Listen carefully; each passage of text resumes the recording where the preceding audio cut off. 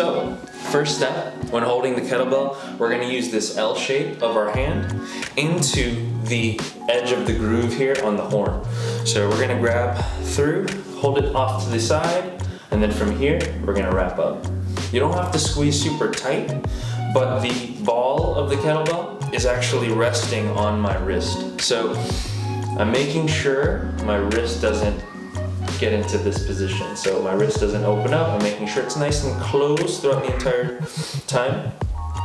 And then while I'm in this position, I'm thinking about resting over to the pinky and fourth finger side.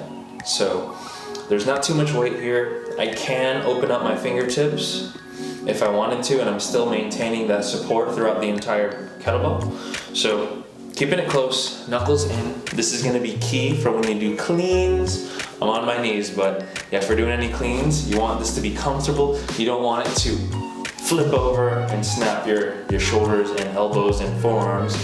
So you want to keep it nice and safe with that kettlebell. So that's the front rack position. Hope that helps.